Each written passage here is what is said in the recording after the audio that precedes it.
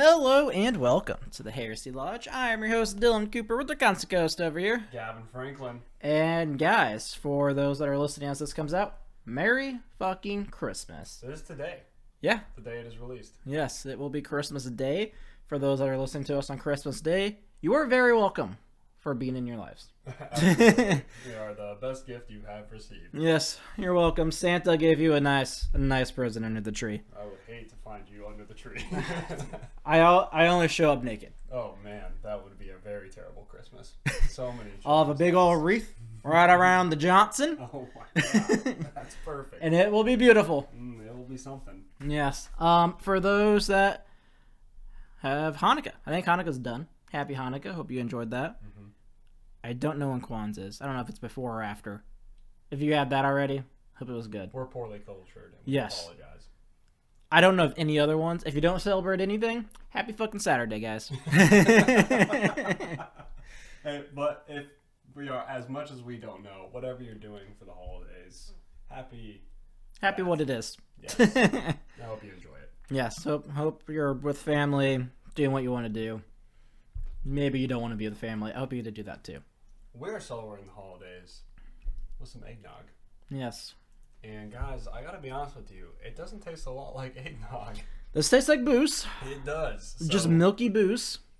this is Mr. Boston Holiday Nog. Eggnog with Kentucky Straight Bourbon Whiskey. And it's only bourbon whiskey with a splash of eggnog. It looks like eggnog. It smells like eggnog. I'm pretty sure this is just like a liqueur. Like one of the like cream liqueurs. You don't think that it's actual eggnog? No, I'm sure. I don't know. I mean, it's not like it was in like the cold section. I mean, it says eggnog with Kentucky Straight Bourbon Whiskey. I mean, you might be right. Maybe we should have mixed it. Chill and shake. Well, I did not shake this. You son of a bitch. Maybe that's the problem. All the booze is right in the first two All drinks. the nogs sunk to the bottom. Oh my gosh. Well, then we solved that first mystery of the podcast. How do you feel about eggnog and the mixed drink of the nog? I only prefer it with alcohol. Yeah, so I had some eggnog the other day, and I don't mind eggnog, but you know what freaks me out about eggnog? It is like all of your cholesterol. Like you have one cup of that eggnog, and it is like 100% of your daily cholesterol. I'm pretty sure it's just like, I think it's made out of like egg yolk or something like Just the that. fat of the Yeah. yolk. Yeah. So That's and gross. it's very bad for you, and it's not even like amazingly delicious. No, but man, it has like a cult following. Speaking of cult following, you should join us. You should join the cult. Yes, join the cult of the Heresy Lodge. You can do that by going to our Twitter at Heresy Lodge. Pinned to the top of that is our Discord. Get in there. It's fun. We shoot the shit constantly. You can email us at theheresylodge@gmail.com. Actually had an email yesterday about our Angel Exterminatus review. Was it a bad email? No. We only have good emails, guys. You fucking idiots. Man, you guys fucking suck. No, they were like, hey, I totally agree with your opinion. I was like, yeah, I agree too. I was fully expecting it to be like, how can you review a book if you didn't even finish fucking reading it? Hey, man, I read 96% of that book, okay? And it was a drag. It was quite the drag. It was a letdown. That was a book that I was really looking forward to. Yeah. Storyline wise. Because we got to see If it didn't climax in the middle of the book, I don't think it would have been as bad. Mm-hmm. And if they didn't just have random shit going inside of Fulgrim. But hey. I think this is a good segment to lead us into our kind of... Because next week we do plan on doing a regular preview. Because we didn't want to do like 2 specials in a row. We can talk a lot, but we can't talk that much about random stuff. So This is fair. what I would like to do is kind of take this podcast to talk about kind of all the podcasts before and some moments that we've had and been like, oh yeah, or some things that are big letdowns. Like for instance, like we just discussed, what has been the biggest letdown in the books so far? My biggest letdown of the books. I'm trying to think of one like I was super excited to read and was let down about it. Honestly, I really liked like the premise of Descent of Angels, and I thought it sounded cool. Like I was like, oh, cool, Space Knights. And that fucking sucked.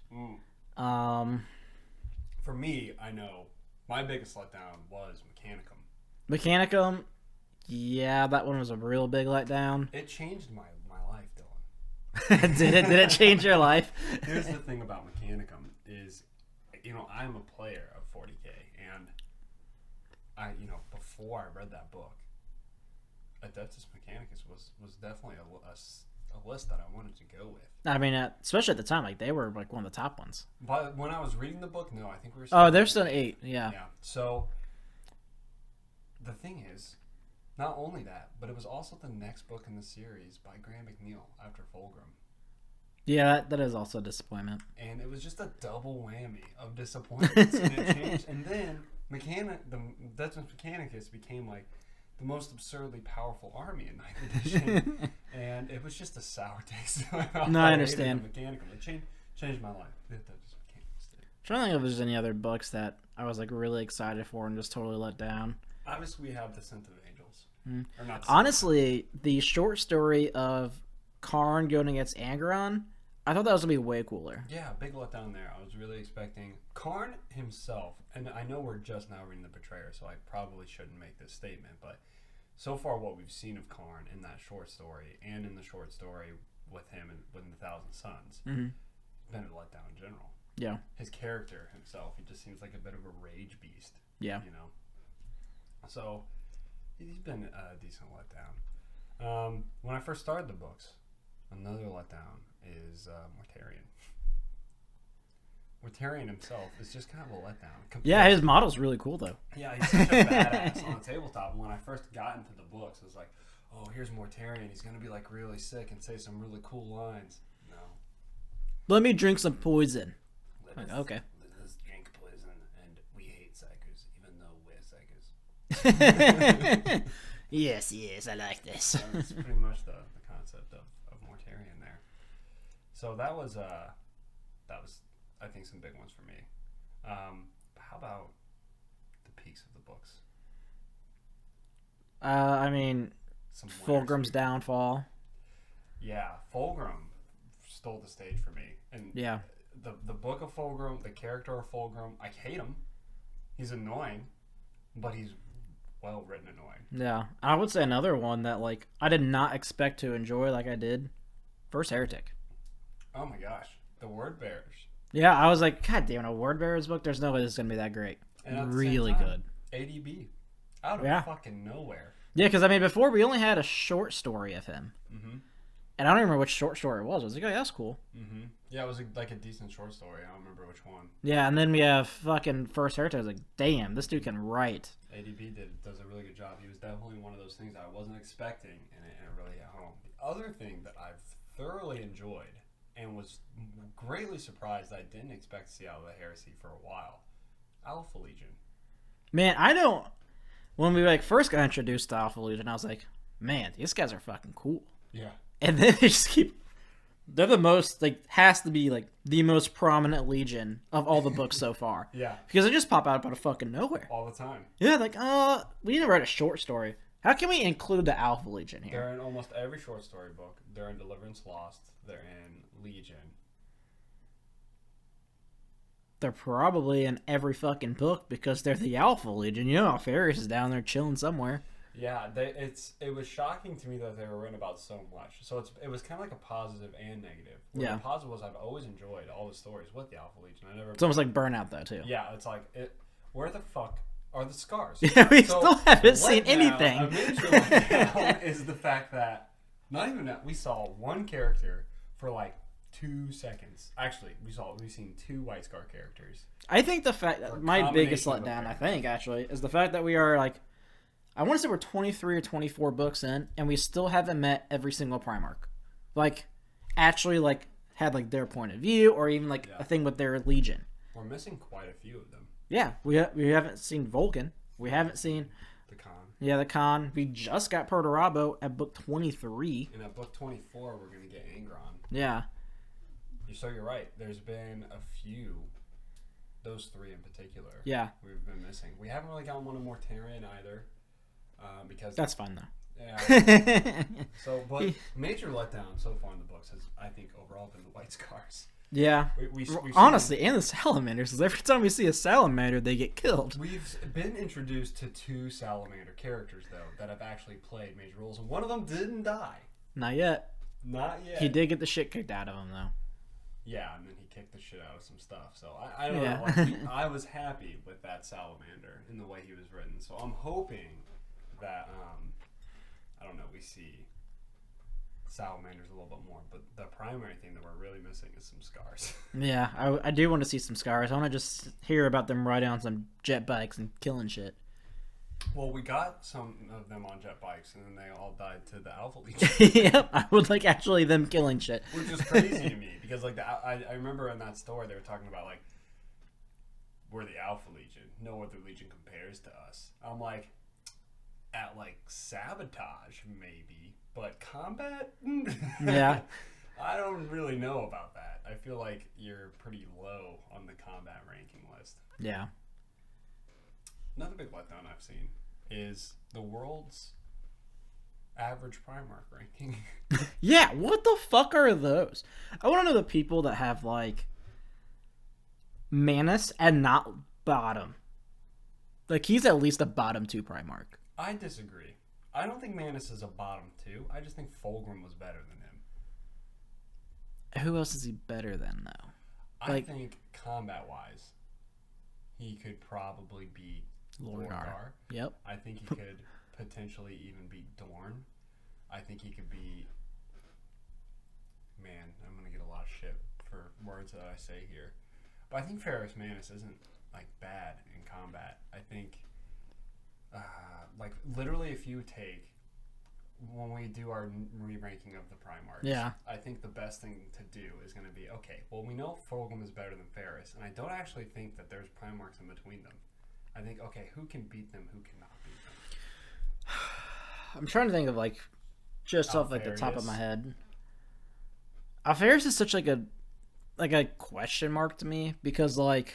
I mean, he's the smallest of the Primarchs. I don't think his combat capabilities are that crazy. No, but he's smart and tricky. Yeah, but when you're talking about who can beat a Primarch, this is the thing about the Alpha Legion, they're smart and trickiness. Yes, they are smart and tricky, and they can do tricky things to Primarchs, but they're not going to be able... They're used to fool humans. They're used to, like, completely demolish the defenses of some base. Yeah, right? Man, they fooled the fucking Raven Guard. Well, yeah, but it's true. They not only fooled the Raven Guard, but they fooled Korax. But Korax was kind of a madman. He was an idiot. Yeah. But yeah, I think like it would be very difficult for them to, like, for Alpharius to fool Ferrus Manus in the state of just combat.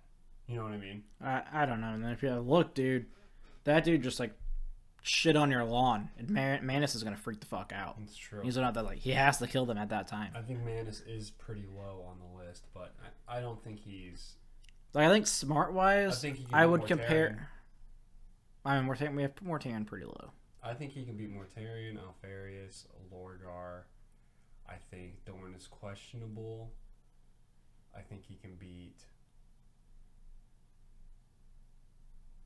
He might be able to even beat Horus without all of his chaos fuckery. I don't think Horus is really like that powerful of a fighting Primarch. I think he's still like top class. I don't think he's as good as Portarabo. I don't think he's as good as the Khan. Do you think he's better than Fulgrim? Probably. You think you can beat Fulgrim?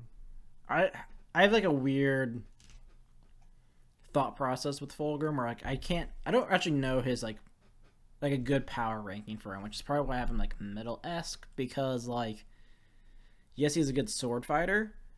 I have him pretty low. Yeah, I'm pretty sure I have him in like the middle. Mm-hmm. I just don't know how to judge his strength. Yeah. But so kind of going back to it, like, the absence of the scars has been a disappointment. But one of the things that, and the absence of, like, Primarchs in general, because it's very difficult to do a complete ranking or to even talk about things without knowing all the characters. Some other things that I've really been surprised at and thoroughly just, like, enjoyed. I had my hopes up for Magnus' story, and it didn't let down. Yeah. It did not let down at all. It was very good. It was one of those things, like, I'm not, like, mind blown, because I heard. Like, I Yeah. heard The Thousand Suns was the book that put them on the map, Yeah. essentially. And it held up. It was very good. What about, like, your peaks and, like, what you didn't like about the podcast itself? Okay, so I think the lowest part for me is the beginning episodes are rough to listen to. They are. There were a couple episodes where the audio is almost unhearable. Yeah, It's just, agreed. It sucks. It's like, damn. I hope new people don't listen to those. I know, because it makes us think, like, the amount of people that are listening for the first time, and they listen to the first 6, and they're like, fuck this. But, you know, our more recent episodes, I think, have been so much better, a lot more clear, a lot more interesting.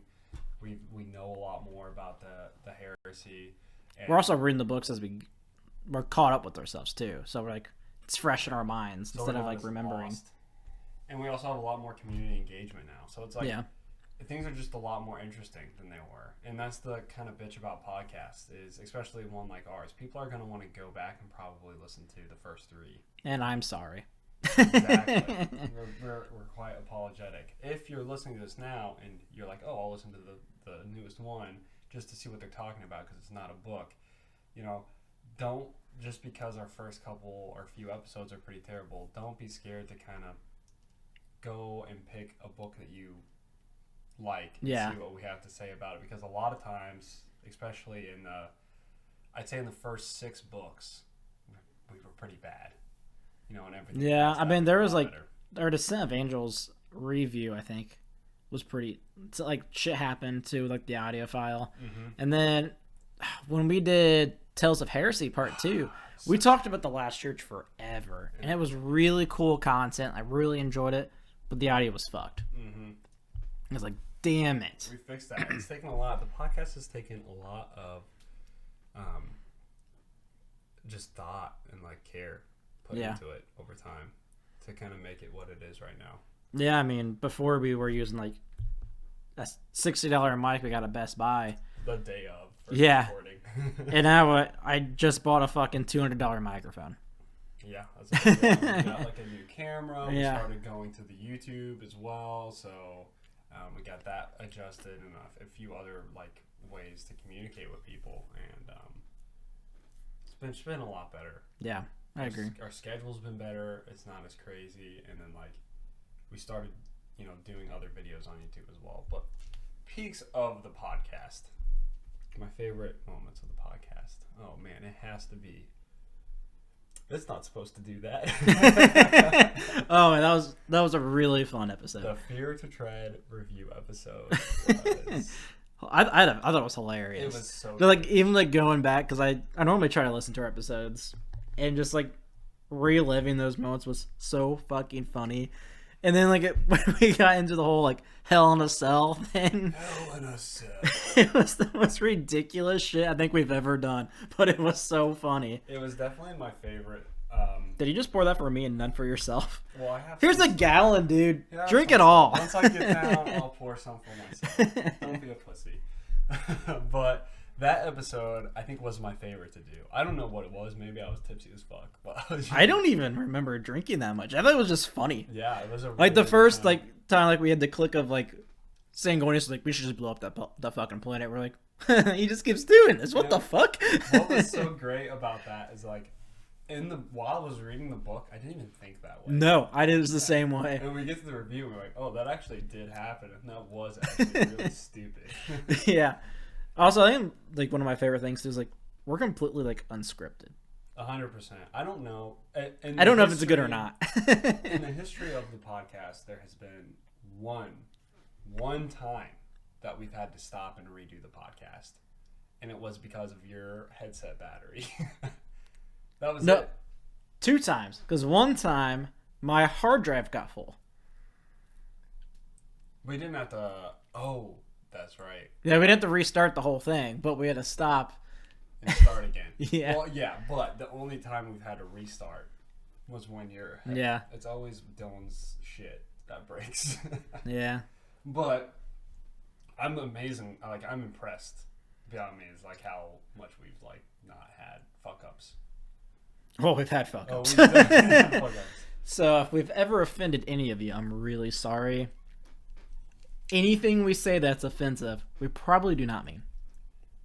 Probably. Yeah, it's you know, like it's definitely one of those things where when we first started this podcast, the concept was, oh, let's just meet and talk like two buddies, and we kind of didn't. We started getting a lot of listeners. Yeah. And I don't think it really clicked with us for a while that other people were listening to our conversation. Like, what? They really just said that? I'm like, yeah, we did say that, didn't we? We did just say that. Huh. Not a bad idea. So I think more recently we've been a little bit more PG, although maybe not necessarily PG. We're more of like MA. Yeah. Not MA plus. Yes, yeah. Yeah, definitely not X. Yeah, we've retracted the X. But yeah, for now, that was a cool little thing. So that is, we've definitely grown a lot in the past year. I've been a bit over a year. I think another one of my like peaks is been the Discord.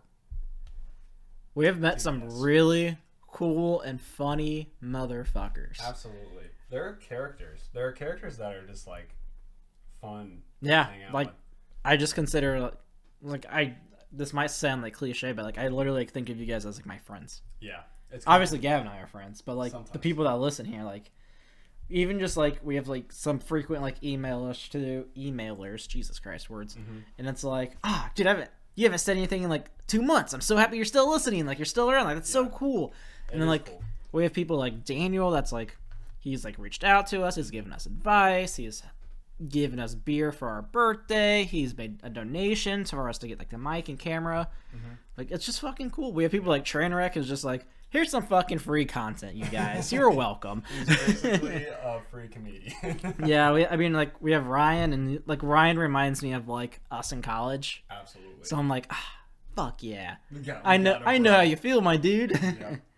Yeah. And the Discord is definitely growing. We have Omadipius is kind of coming out more. Yeah. Sharing some stuff. I wish Thomac wasn't in like a completely different country, because he like replies to all of our stuff at like 4 a.m. and I'm like, damn, I hope maybe he's still awake. Yeah, I get that. I think the biggest peak for me about the Discord though has been the memes. Oh man, so many butt plugs. Oh gosh, the amount of butt plug memes that have been shared in there. Even today, we didn't have butt plug memes today. No, but we definitely did yesterday. Yeah, not today. I shared like a Santa one. It was like the Primarchs and like their beliefs in like Santa. Like this person would murder you if you believed in Santa. This person would probably be okay with Santa. Like another one was like, is probably Santa, and it was fucking Alfarius. It's probably Santa. You know what's interesting about Santa Claus? Santa Claus is a really good analogy for how chaos works in the Warhammer world. Because he comes once a year, delivers presents to the good little boys and girls. If we were living in the Warhammer universe, Santa Claus would be real, essentially. True. Because he would come straight from the warp. Would believe in him. He would be a demon. But he would, I believe it, in a sense, be Santa Claus. He would that's a little fucking crazy. Everything that we thought Santa Claus would do, but he would be a demon. I'm down for this world. It's kind of interesting, but also a little freaky at the same time. A little bit. So, kind of strange. But yeah, the memes, there was a meme, and I can't remember of it for the life of me. And I was trying to think about it earlier today, and I should have scrolled back to find it, but I couldn't. It was meme where it was one meme that was shared. Like 30 times. 30 times. But it kept getting edited. And it was... Dude, that was like a couple months ago. You're not going to find that. I think I can find it in my pictures. Because you did some. Don't take that many pictures. Here it is. I don't know why nobody likes Rogel Dorn. And I'm about... Oh, crap. I can't read. Oh, no.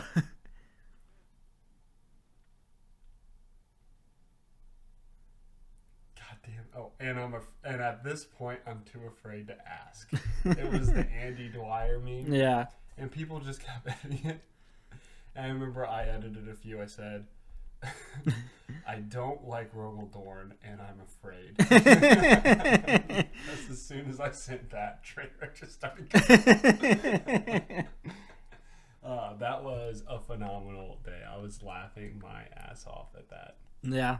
There's just always a good time in there. Mm-hmm.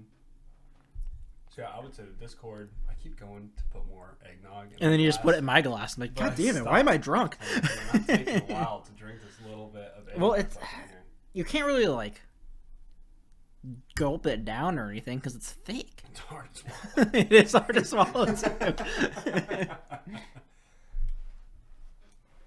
So I think that one of the things I was thinking that day is kind of off of the meme that you shared is if a Primarch had to play Santa Claus, who would it be? Ferris. What do you mean? So this is what. It's either Alferris or it's Vulcan. This is what would happen, right? Vulcan would be the best pick for Santa Claus. This is an obvious choice. However, Fulgrim would believe that he would play the role as Santa Claus better. This is true. And Porter Robbo would be really upset that he wasn't chosen for Santa Claus. And then the entire Imperium would just go and sit on Sanguinius' lap anyway. And Alfarius would pretend to be Santa Claus the whole time. And you have Rogel Dorn just building a wall. Yeah, Rogel Dorn's building a wall. You know, he's going to build a chimney. He's really scared about what Santa's going to do. He wants to make sure that there's enough to especially if it's Fulgrim. Yeah. God, Fulgrim in here. Holy shit. So, speaking of portrayals, we kind of talked about this in the very beginning of the podcast, but it's not been something that we followed through with, and that is Warhammer as a movie or a series of movies. Yeah. We talked about how we would associate different actors to some of the characters. Mm-hmm. And I know we have like a few kind of established in our minds. But the real question I have is how would they accomplish this? Forget about the actors. How would they, because this is something that I want to happen. Because I think it would be badass. Yeah. But how do you think it's feasible? Because in my mind, I'm thinking if you're going to make a movie about, in the Warhammer universe, it has to be about the Horus Heresy. Yeah. At least if you really want to get like a big draw. Like I could see them trying to do something like... It's a cool story. It involves the Primarchs, these demigods. You know, yeah. Like, who wouldn't want to watch something like that? I agree. But I mean, they could also... I feel like that would... You'd have to do like a lot of movies. Yeah, so that's the question, is how would they accomplish it? I've thought about this a lot, actually. I have some ideas. So first, I think it would have to be animated. I agree. I think it would be just too expensive. Too big of an undertaking. Yeah. Yeah. And we see, I think there's, on the distant horizon, a possibility of this happening because of some changes we've seen with Games Workshop, but we'll talk about that, I think, later. Yeah, I have words I want to talk about that for sure. So, what I think they would probably do is create it almost like they would have a couple ways of doing this. Either A, it would be created like a Marvel Universe thing, where what you would have is a bunch of movies that make up the overarching storyline, and then TV shows that are filling in the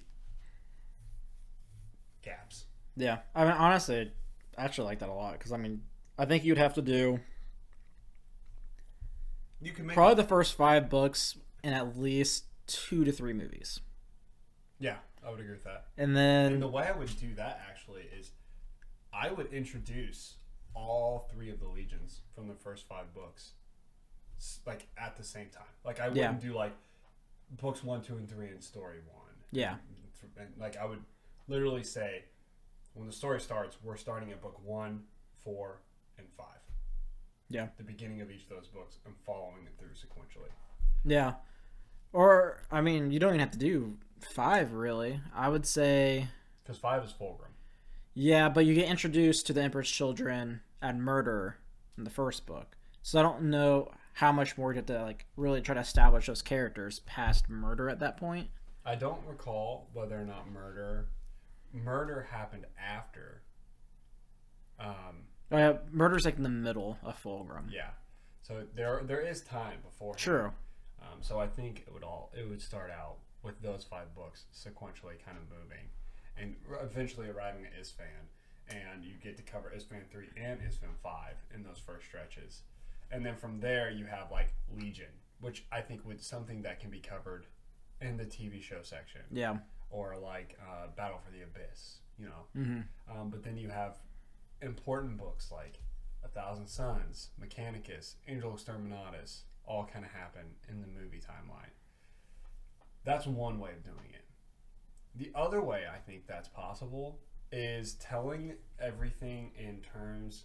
Have you ever seen like Clone Wars, the animated show? You know how like every episode is really 3 episodes, in one story. I think that could be possible as well. Yeah. What would you? I don't know whether or not I would prefer movies or that. In my opinion, I think you can do so much more if it's animated, just because there's like all the like different aliens that like they create, the chaos demons. Mm-hmm. Not only that, I think anime is going to make it faster. Yeah. Lower budget. I also think a TV show, the big benefit of a TV show, because the biggest flaw of this whole thing, the biggest flaw and the most like the crux of why it's going to be very, very difficult, is there are so many fucking characters. Yes, there's a fuck ton. Like, it would be very hard to follow in the TV show. Yeah. You would have to be very invested, way more than Game of Thrones, and that is already very difficult. Yeah, like, the first season you don't know anything until episode 9. You're like, oh shit, now I'm interested. Exactly. Imagine that with the Horse Heresy, when there's probably 4 times as many characters. Yeah, because I mean, there's big characters in every single fucking Legion. Yeah. And especially when we're talking about the idea of doing all of the 5 books at the same time, imagine all the characters you'd be introduced to in the beginning. Yeah. It would just be like a huge fucking holy shit. Right, and you have to like introduce like the ones that die because they're so important. Like you have to have the Lokans, you have to have the Tarvitz. Yes, Saul Tarvitz. You need Tormagon. Yeah, such a badass. You need to have. It would be so evil if you didn't have Carcassy in there. Dude, I would fucking riot. Exactly. So think about like all of the characters that you'd have to be introduced to. So the question is, you know, are there characters that can be removed? Are there characters, and for me, or even characters that can be like combined? Yeah. For me, the way that you get around this is you make it a TV show. I think a TV show gets away with this a lot more than movies. Yeah, I agree. Because in a movie, you have so much time to get this done, and you're not able to go into the background of all these characters. I think it would be really fucking hard to make a movie that is comprehensible with all these characters in it, with everything that's going on. Yeah, I agree. So, let's talk about how and what changes Games Workshop has made to potentially maybe see this happen in the future. This has not been something that's announced or anything. Like, yeah, I mean, they talked about. They brought out. They released Warhammer Plus this year. Warhammer Plus. But so the issues I have with Warhammer Plus let's talk first about the origin of Warhammer Plus and how it came to be. I mean, they fucking poached all the YouTubers and was like, look, you better quit making content, but we'll let you create content about us for us. So essentially, Games Workshop wanted to release their own streaming service, which is fucking wild. Yeah. Like, super weird. But the worst part is that they released it without having the content. Like, it's not like Disney Plus, where they released their entire catalog. Yeah. It was like, here's like 3 shows that we have. I mean, no offense to the people that made it, they're amateurs. Yeah. So, this is what's crazy about the whole thing. They wanted to have a subscription service. And in my mind, I'm like, that's a little weird for a miniature selling and a book selling like company, but that's fine. So what they decided to do was put a bunch of copyright infringement lawsuits hanging over animators' heads on YouTube. So obviously Warhammer is a massive community, fucking huge. Yep. And there are phenomenally skilled people in the community, like well beyond. There are people that do podcasts that are well beyond the capabilities that we have. You know I don't know what you mean. We are top tier. Yeah, I'm just trying to say there are some amazing animators, some amazing content creators surrounding the Warhammer community, and like it's cool. Yeah, it's fucking very awesome. cool. I mean, people are very passionate. It's a cool community to be a part of. I love going to game stores and like being in the middle of the games and talking about like, oh, have you seen Astartes? And like kind of talking about that, or talking about the books that we've read from Black Library, or maybe the channels that we watch for battle reports. Yeah, you know, and we get to talking about the personalities on there. It's cool to be a part of the community. Yeah, it's fun, and they're just everything. The way they did it was just so scummy. So there was a lot of YouTube channels. Like I said, they dropped the whole copyright infringement on them because it's their intellectual property. They were animating Space Marines. Hey, that's not okay. Yeah. You made Space Marines. You can't make Space Marines. Okay, we'll go sue Blizzard for making StarCraft. And they had to stop doing that. But basically, Games Workshop came in like the white knight to the problem that they created. And they were like, but you can come work for us. Yeah. Apparently, they are dropping their thing with like content creators and their content. They are now. I've heard this. Which I think there was a lot of backlash. I think there's backlash, and I think they aren't getting what they were expecting out of Warhammer Plus. But I think that's the problem because I think the closest comparison is what Riot just did with Arcane. I don't know how much you know about Arcane. I've seen the entire thing. Oh, really? Yeah, I love it. Oh, I didn't watch it, but yeah, it's on my list of things to watch. But like I've heard it's incredible. Like it was very high budget. They put a lot of work and a lot of money into it. Yeah. And like it's getting like critically acclaimed right now. Like people phenomenal. Fucking love it. Super good. I've somewhat seen like somebody like, oh yeah, this thing on Warhammer Plus is like kind of cool. Yeah.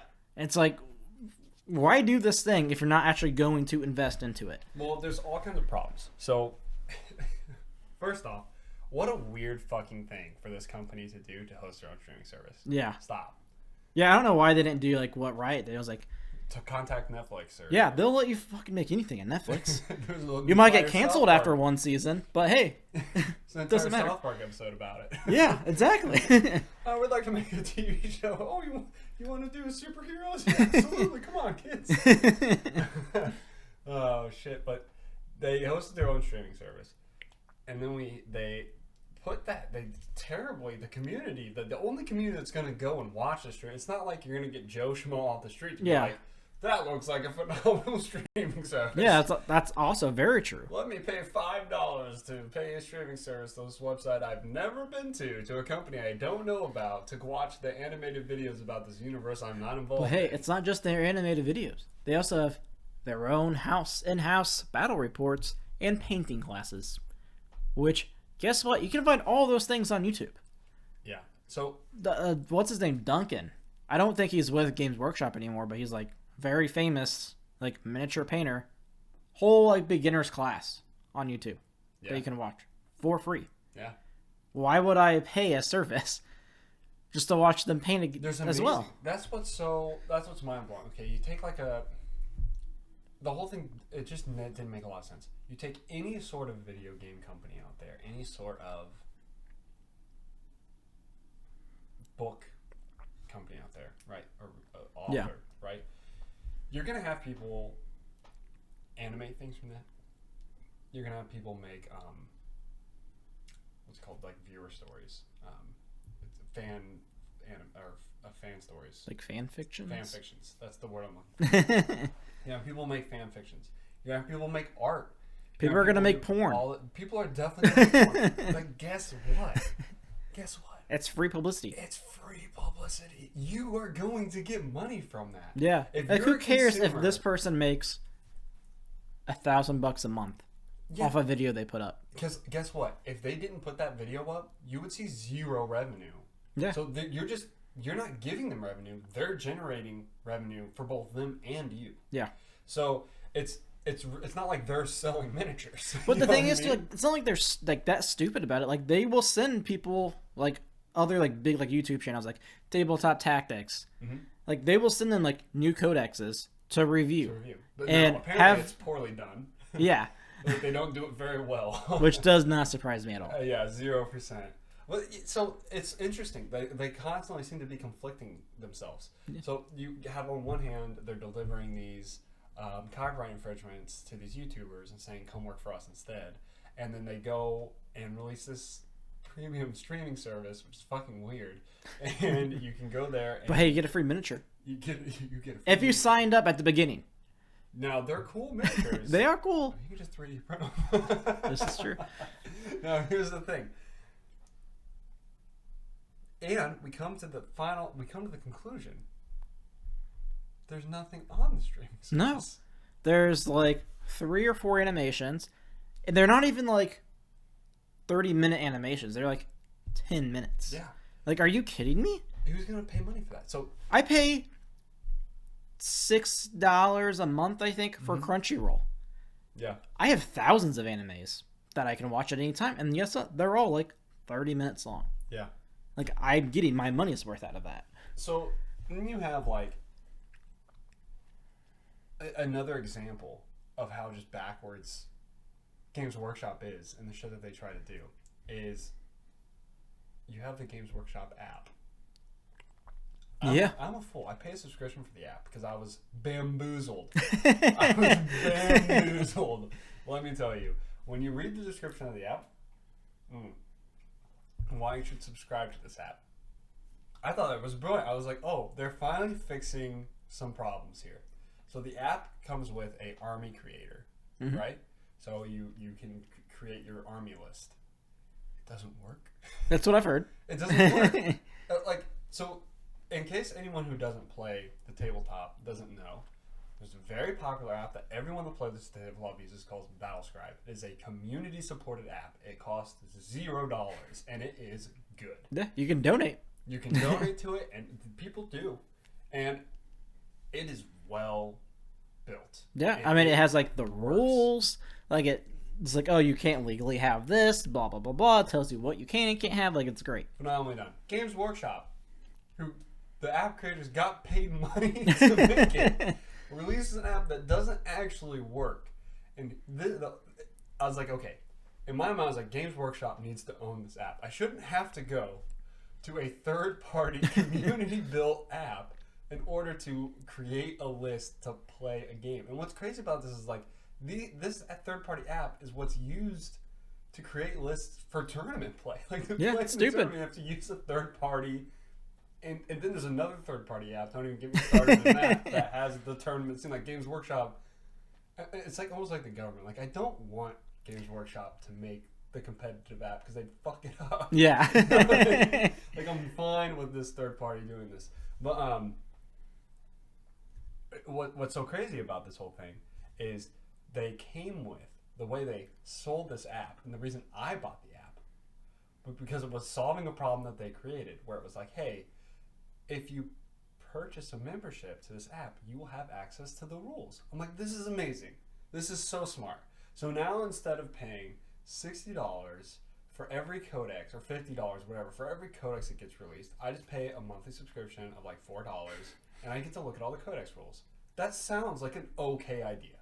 I'm like, fine. Even though every game in existence, other than Warhammer, you get to look at the rules. Like, for some reason, Warhammer is one of those games where it's like, you want the rules? Play, but you have all the pieces, but you have to buy the rules. Don't forget. Like, in order I remember like trying to explain this to my wife, and she's like, "Wait a minute, you have to buy, you have to buy 2 books," and I was like, at the time, at the 8th edition, I was like, actually, I have to buy 3. It's like, doesn't make any fucking sense. I was like, yeah, I know. It's a terrible business model for a game company, and like, they're wondering why people are finding illegal PDF versions of the rules. Like, no shit. But so that was what the app said when it released. It's dumb that, and just for those that like don't know, like, you do not get those codexes. You don't. It was a lie. So, you can, if you own the codex, you can upload your little code. No, actually, it's worse than that. Oh, really? It's worse than that. So this is what happens. When the app was released, all the codexes that existed, you have access to. You have access to them all. But any new codex that gets released, you have to buy the codex. Well, thank God I can look at the 8th version. Well, what pisses me off about that is, like, let's say I play the Tau. It really pisses me off as a Tau player because the idea of a fair game doesn't exist conceptually. Because it's like, okay, so you're telling me that Adeptus Mechanicus player across the table has access to all my rules. I can sit in his living room and just scroll through all my rules and figure out what's going on because I have an 8th edition codex. But because he has a 9th edition codex, I actually have to go out and pay for his rules to figure out what his army does. So, like, fucked up business model. That's stupid. It's not okay. Yeah, and I mean, it also, like, destroys, like, competitive integrity. Because, I mean, you have to spend probably 15 minutes before a game just to be like, okay, what's your list? And, like, what does it do? Yeah. Because I've never seen this. And there are times, like, when people ask me, like, I fucking forget to say something. Yeah. And I, like, feel bad. Oh, by the way, this guy can do this. Didn't like, it tell you 35 minutes ago? Completely screws over my strategy. Like, I'm sorry, dude. Like, I don't know.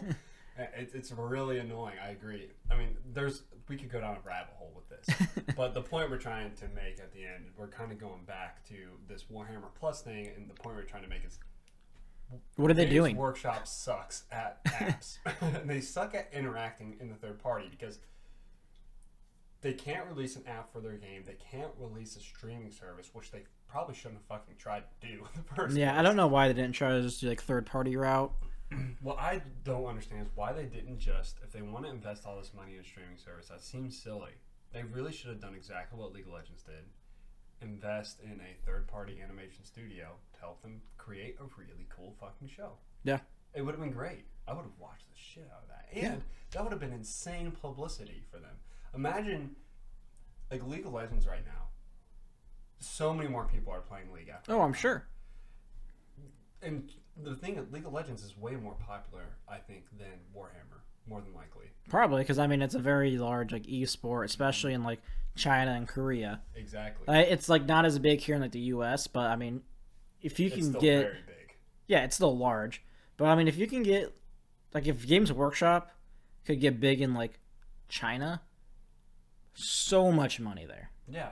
And it's strange because it's like, why would you lock all of your content behind your streaming service that people who don't know about you will never see? Yeah. Why would you not try and put it on something like Netflix to get those viewerships? Because it's like, that is so much promotion for you. Mm-hmm. It's what they're doing is strange. I don't know who's making the decisions there. It's almost like they have, like, a very strict and very low budget. So they're like, okay, let's just buy these. But there's no way. There's no way they have a low budget. They shouldn't. They sell plastic for a lot of money. Yeah, I mean, they're scamming everyone. They sell plastic and paper. Those are their two products. They sell exclusively plastic and paper. This is accurate, actually. There's literally, like, the amount of money that goes into a box of Space Marines compared to the $60 sell price that it has. It's stupid. Astronomical. And reports come out about how much they pay their employees, which is very low. There's no way Games Workshop is like, woo. You said that one guy at the top just Probably what's happening. down the toilet. Probably what's happening. And it's really disappointing. Yeah, I mean, they're literally just hurting their own fan base. Yeah, what I would love to see out of Games Workshop in this new year, a resolution for them, is to work with the community and strive towards making them giving Warhammer more publicity in a wider audience. I truly believe with the story behind Warhammer, if they made the right moves, it could be as iconic as Star Wars. Yeah, I mean, the world is huge. It's cool. There's a bunch of stories. It's badass. You have some, like, fantastic authors. Yeah, you have... I mean, Lord of the Rings was based off of 3 fucking books, and it became one of the biggest cinematic masterpieces of all time. Yeah. Think about what they could do with the world of Warhammer 40,000. But they just have set on it. Yeah, and it makes no sense because, I mean, there's so many different, like, it's not even just, like, one genre. Like, they have Warhammer 40K, but they also have, like, horror stories in it. They have, you can even go, like, Age of Sigmar and do, like, a fantasy type of deal. Like, Warhammer itself is huge. And they're just like, I'll charge you $350 for 12 miniatures. Take it or leave it, bitch. It's like, well, I want to fucking play, so I guess I take it. Well, recently, everyone said leave it, and then they go to some third party for the same miniature. Hey, Jeff, you still got that printer? Hey, Chinese dude on the internet. And Games Workshop is having an entire fight with that, which is insane to me too. So that is kind of our thoughts about Games Workshop's Warhammer Plus, and like they have a podcast on there. Why? I've never listened to it. Like, why would I go to the company for a podcast? That seems it's gonna be so strange. biased. Yeah, first off, that's so strange to me. Like, I've never been wanting to like look into, like, when I go to true crime podcasts. You don't go to the police? I don't go to the police station podcast. You know what I mean? Like, yep. So strange. today I had 3 traffic snaps. Yeah, like, if you want to listen to a podcast about sports, you don't go to the ESPN podcast. Yeah, probably not. You probably go to whoever, some sports legend out there, like Larry Bird's podcast. I'm sure he's fucking got one, and that's probably what you're listening to. It's very strange because you don't want that bias thing, and they're like, it's insane for Games Workshop to think that they can have. We have the best painting tutorials. You have great painting tutorials, but it's behind a paywall too. The world's full of insanely amazing painters. I do some videos. Just check out the followers or the people we follow on Twitter on Heresy Lodge. Like, a lot of them are just fucking incredible painters, and a lot of them even like stream themselves, like just painting. I'm like, good for you. Better content. I hope you make money because you deserve it, because you are really good at what you're doing. Absolutely. It's interesting out there with the Games Workshop. Hopefully it gets better. Like, I feel like honestly, I think it'd be smarter for them if they sold the like files to people that 3D print. You think so? I think so. Like, don't make it like $5. Make it like $200, and you can keep this one. Mm-hmm. I mean, they're gonna make money off that. I don't see why Games Workshop could really do well running the competitive scene and making money that way.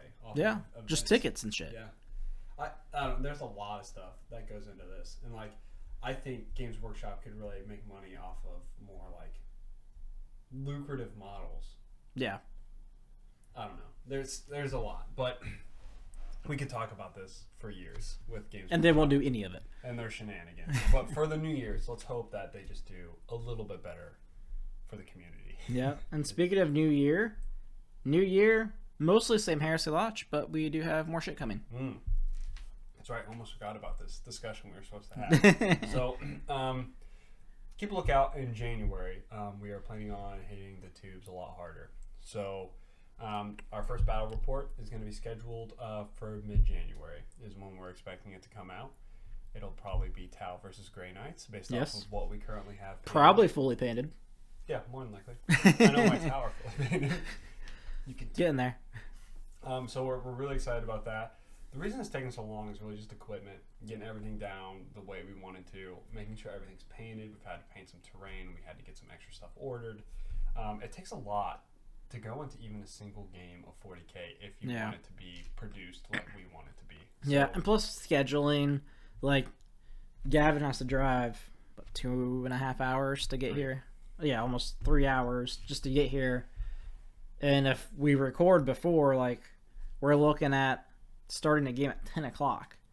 And typically... It's on a Thursday. Yeah. I have to actually be up at 9 a.m. to work. He can kind of sleep in a little bit. Yeah. But, like, it sucks. Like, oh, it's 2 in the morning. We're on turn 3. Yep. I gotta go to bed, man. Sorry. So we've created a much better schedule. We have a lot less going on. So we know that that'll be happening as well. We also are going to be continuing our series on how to play Warhammer. The Heresy Lodge podcast will continue to be the same, where we cover more of the Heresy books. I know we're going to be previewing Betrayer next week, and the first one to come out in the new year will be the preview, actually. 'Cause Yeah, it's Saturday. and it's going to be good. Yeah, and then we have the review shortly following that, and then we'll just continue down the line. I think by this time next year, we will probably be hitting the end of the Horus Heresy. Well, if you think about it, we are on book 24. Mm-hmm. There are 56. And that's not including when we do like a special episode. We'll get there. It'll be almost the end, and then we have to decide: do we want to go Primarch books or do we jump straight into the Siege? Yeah, there's a lot to discuss when it comes to that. I think I'm leaning towards the Primarch books, honestly, because there's some really good ones. But we'll see how that. Yeah, I think some of them actually like set things up in the Siege, is what I've been told. I think. Mm-hmm. Maybe we need some community feedback from that. Tell us which one should we be reading first, the Primarch books or the Siege? Yeah, we also keep getting asked about reading Gara before Vengeful Spirit. Yeah. We'll one day decide. Yeah, it's. I'm not like super worried about it at this point. We're still a while away. I don't even know what's going on in like 2 weeks. Exactly. I don't even know what the next book is after Betrayer. I think it's Calth? Mark of Calth? Mark of Calth, and then Vulcan lives. Yeah.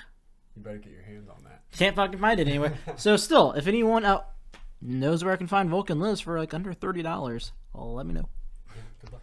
Thanks, I need it. Mm-hmm. We still have like 4 minutes here. Anything else you want to talk about? Nothing that comes to my mind other than we are super grateful for this entire podcast. Not only, I think, has it allowed us to spend more time together as I spill eggnog all over. This thing that you got for free, then you gave to me because you didn't have the space for it. Yep. But it also has kind of opened up a whole new avenue of me enjoying my own hobby. Yeah. It gets me like way more interested in Warhammer, and it allows me to not lose interest as much because I'll kind of like wax and wane. But ever since we started the podcast, I'm always like either super into it or I'm into the miniatures or something. But also has allowed me to kind of foster a bit of community and people that I haven't like known before. So it's been really cool. Yeah, definitely thankful for all of you guys. Like this literally started out just as an excuse for us to hang out and drink some beer together. And now we still hang out. We do. But some of you guys actually listen to us do it. Which is crazy.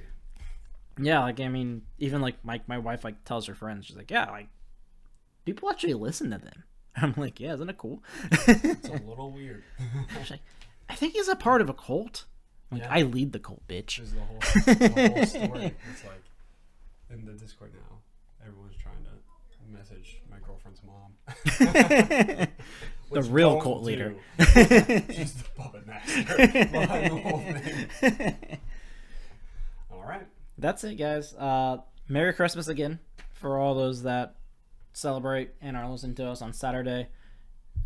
You should enjoy time with your family, though. Turn us off. Absolutely.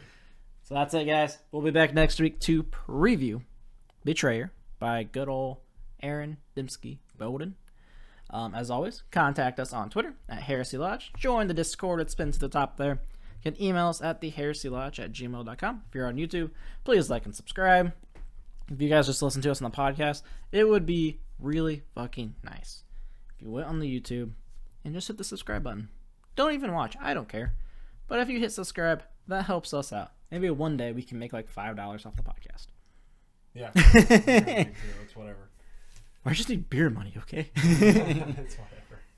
No, guys. Hope you have a good Christmas. Happy New Year. I guess I can tell you that next episode because that will be New Year's Day. But we'll be back next week, guys. Have a good one.